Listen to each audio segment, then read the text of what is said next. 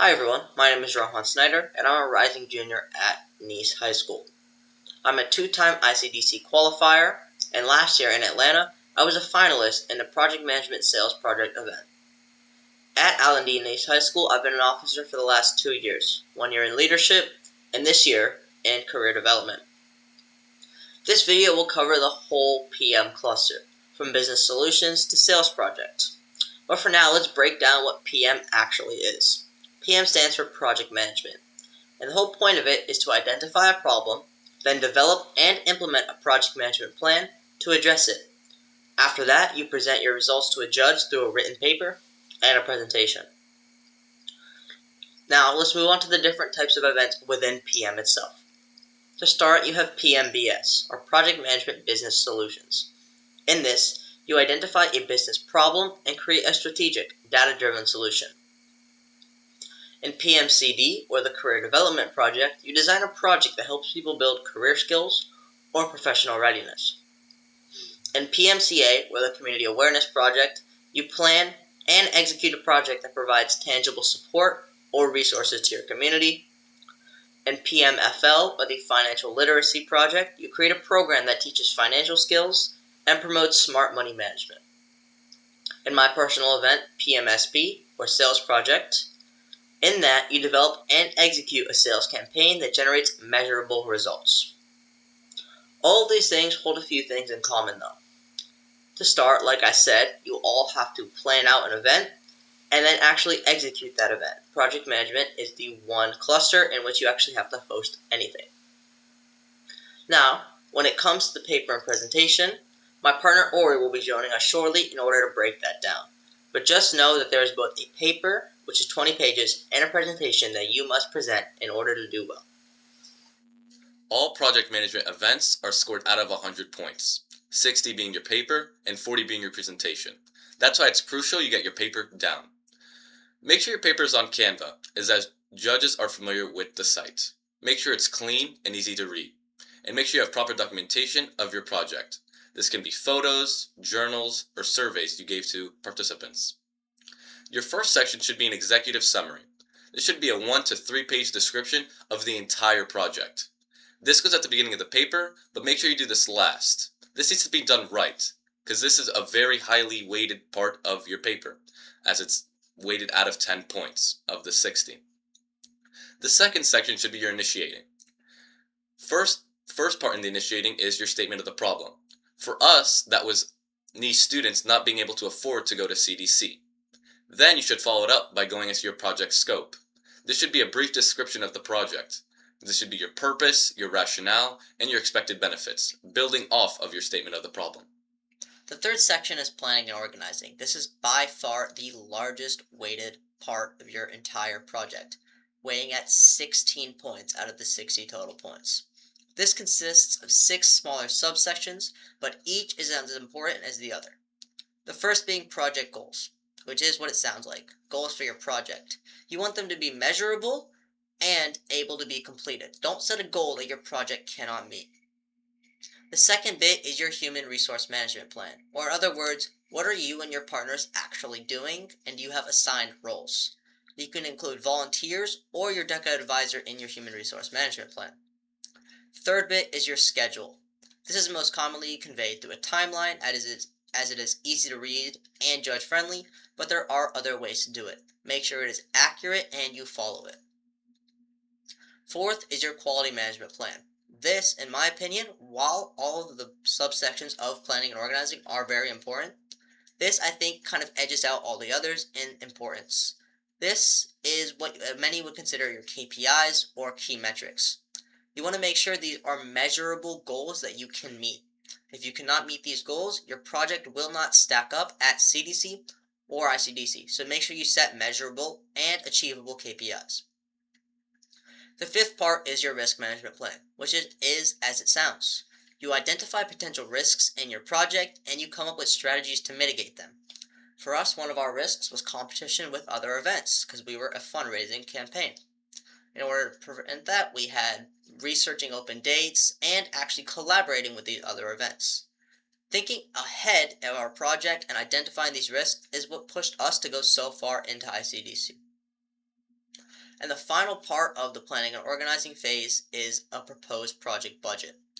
This should consist of all your revenues, if you're a sales project or any kind of revenue generating event like we were, and all your expenses. Most project management events will be heavy on the expenses bit, as not all of them actually create revenue. I believe sales project is the only one.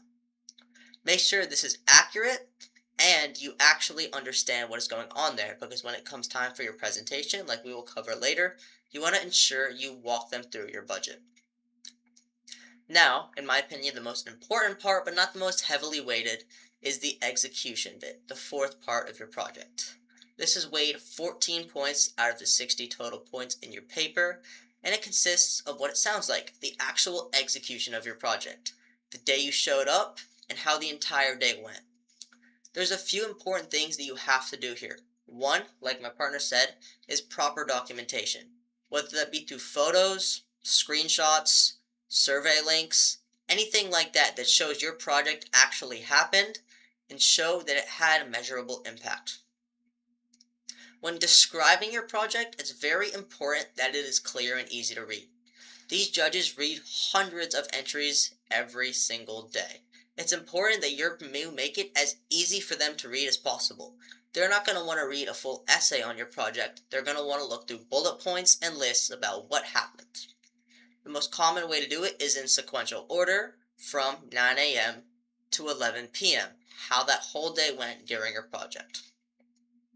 The fifth section of your paper is your monitoring and controlling. Within the monitoring, you should describe how you monitored your schedule, your budget, and your project quality, whether this is through Excel for your budget, through Google Calendar for your schedule, or through weekly Zoom calls with your chapter advisor for your project quality. The second part is your controlling. Here you should list your issues you encountered and how you dealt with them. For example, when we encountered an issue of long lines, we had every single person in the line write down their S number so we could deal with giving them their volunteer hours later. After that, you should follow it up with the closing the project.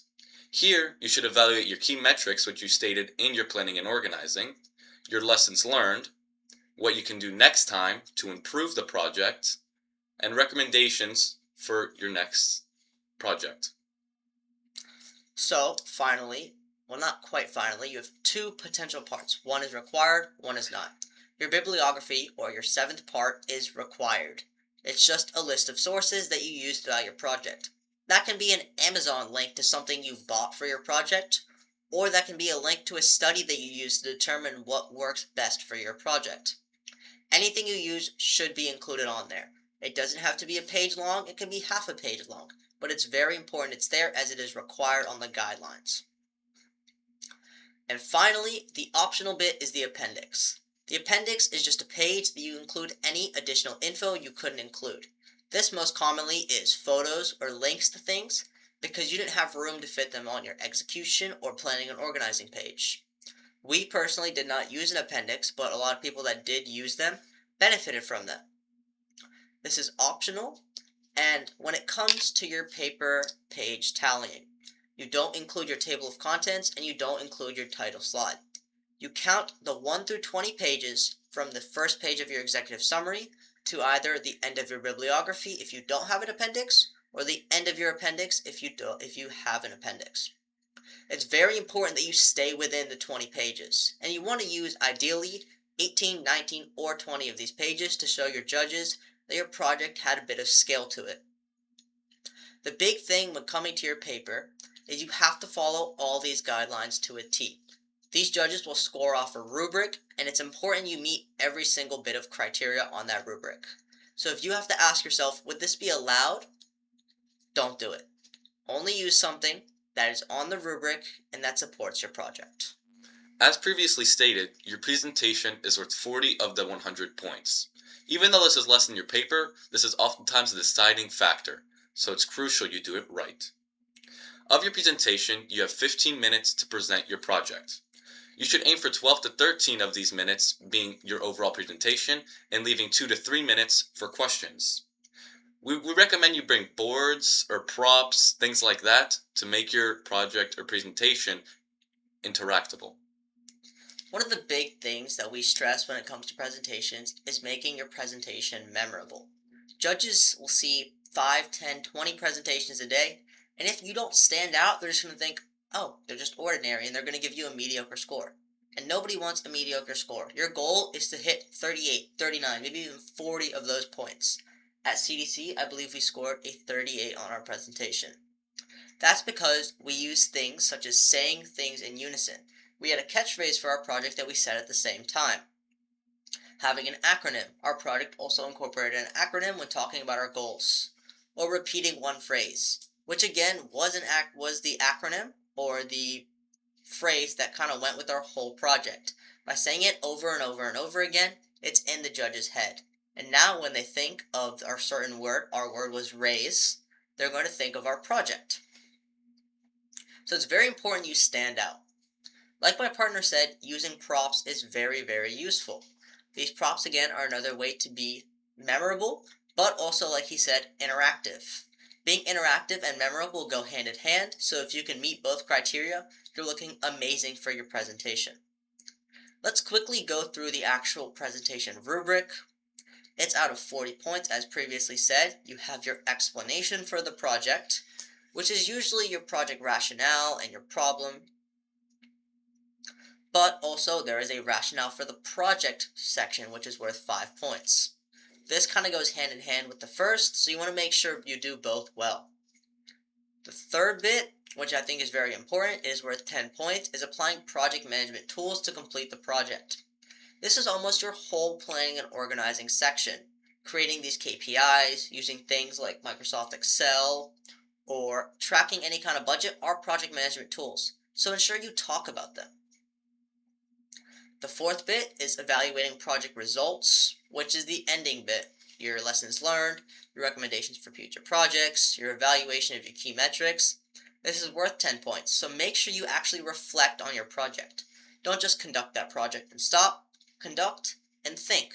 And when you show that reflection to your judge, you'll get those points on the rubric. Everybody wants those points. And finally, the general section is just your professional standards. How you dress, like in blazers. It's very common that you match, if you're a guy, ties with your partner. Or if you're a lady, maybe sometimes you'll match nails or the kind of top you wear underneath your blazer. It's important you guys go together because you are, after all, one big project. Being professional is what really gives you that edge over other competitors to ensure that you can reach those top 5s, top 3s, and maybe even first place at CDC and ICDC. Moving away from the presentation, there are a few strategies to ensure success. First, make sure your actual event matters, which goes hand in hand with having a purpose. This makes sure you're not just doing your thing to go to ICDC, to go on field trips, to actually help your community. And second, work on your paper over time. Don't just do it over one day. It's obvious if you do it over one day, and it can be told by the judge who's been doing this for many, many years. It's important for your paper, which is worth 60 points, that you put real care into it. Opposing the success strategies my partner says, we're going to go over some quick common mistakes. The first being excessive wordiness or unclear statements within your project. This goes hand in hand with what we've been saying the whole time. Make your paper readable and easy for the judge to follow through. If it's a full essay or your grammar's bad, they're not going to be able to read it, they're not going to want to read it, and you're not going to get points. We don't want that. Your goal is to make everything readable and properly grammatically correct. So, if you need to, use Grammarly. Go through, make sure all the grammar's correct. Whatever you want to do to ensure that you're not messing up potential points. Next is not linking your project to your actual problem. Your problem is what you're here to solve. So if you're not solving that problem, the project's no good. Make sure your project actually solves the problem in order to get the points that you want. Third is having unrealistic goals and financials. If you have a KPI that is absolutely absurd and you can't meet it, your judge is going to know. You said you wanted to make $5 million, you only made 500. It makes no sense. That goes hand in hand with the unrealistic financials part. If you're saying you're spending $15,000, $16,000 on a project and you get nothing out of it, it does you no good. Or if you're in a sales project like us and you're saying you're making $30,000, $40,000, $50,000, that's very, very, very rare. Looking at the ICDC's top papers, you can see they make roughly $10,000 to $15,000. This is just for sales project. And finally, the most important thing is do not miss a section. I've seen people submit papers that have been missing their whole execution page. You're not going to get anywhere with that. Or if you're missing your whole planning and organizing. Even if you're missing a little bit, this can cost you. So before you submit, take the time, go through and ensure you have each and every section. And going back to everything, make sure everything's clean and easy to read, make sure you've linked to your problem, and make sure you have realistic and meetable goals. For a bit of a final advice, this is what we believe will help you best succeed, and what helped us succeed. First thing first is find the rubric and follow it exactly. We've said this so many times in this video, but it is so important. If you have that rubric, make sure you follow it because that is what will give you those extra points. And make sure you have these props or printed copies. What we did at ICDC was we had a printed copy of our paper in a binder, but as well as extra information that we gave to our judge. On top of that, we used props representing different types of fundraisers for us that we had, which really helped our judge visualize how everything went. That in turn kept us memorable and is what led to us getting a 42.7 out of 40 on our presentation at ICDC. And one final piece of advice, make sure you practice your presentation so you can really get it down. It's important you don't just know the words, you also need to get your timing. It's important you get from that 12 to 13 minute range, a little bit more, a little bit less is okay. So you have that set amount of time for questions, which is very valuable to the judge. Thank you guys all so much. I'm Rohan, this is Ori, and we believe if you follow these tips, you guys will do amazing, rock your PM projects, and you guys will go on to place at CDC and hopefully place at ICDC. Thank you guys. Thank you.